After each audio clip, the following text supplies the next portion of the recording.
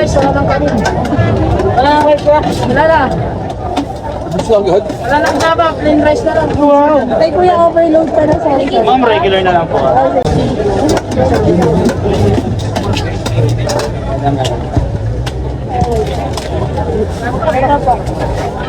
Hi sir, good evening sir. Sir, magkano po yung shawarma nyo, regular? 65 lang po ang regular natin, sir. 65, may overload pa ba sir? Sold out na po. Sold out na, okay sir. Sige sir, order ako sir ng regular shawarma nyo yung may rice. Ayun. Ayun na yun sir. Yes, sir. Grabe, lumilipad oh. Paste shawarma in Baguio City. Ayan, grabe. Sir, ano oras kayo nag-open dito sir? 9 p.m. po. 9 p.m. Yes, sir. 9 to 2 po. 9 to 2. Ayan, araw-araw naman kayo dito sir. Gabi-gabi, sir. Gabi-gabi pala. Gabi-gabi pala kayo dito sir. Yes, sir. Ayan. Oh, sige sir, maraming salamat sir. Thank you rin. At ayun na nga guys, nandito tayo sa night market dito sa Baguio City.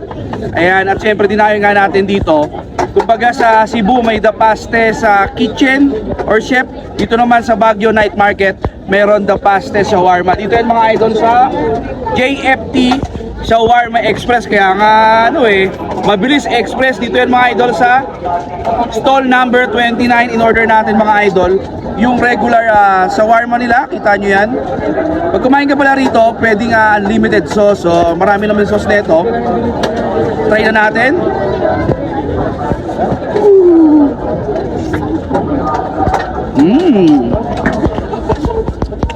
Yung shawarma, parang ordinary din yung lasa niya.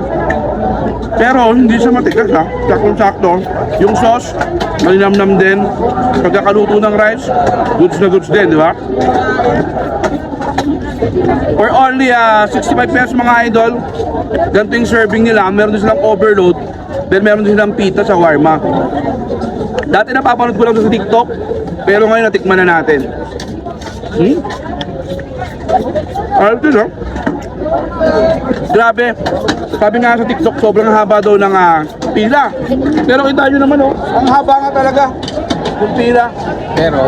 Pero ganun pa man mga idol, yung pila na mahaba na yan, kanina kita nyo naman habang nagpre-prepare, parang seconds lang, 5 to 7 seconds, iaabot na sa ito agad. Diba? Bubunot ka pa lang ng pambayad mo, nakaserve na sa ito. Iniisip pa nga lang eh. Galing nila. Masyado silang speed dito. Open nila rito mga idol 9 p.m. to 2 a.m. Monday to Sunday. Panalo. Alam ko 9 p.m. hanggang linggo. Linggo ngayon. Kaya sa pupunta rito, magdaan kayo ng oras dahil napakadaming tao. Night market nga tutumugin talaga yan.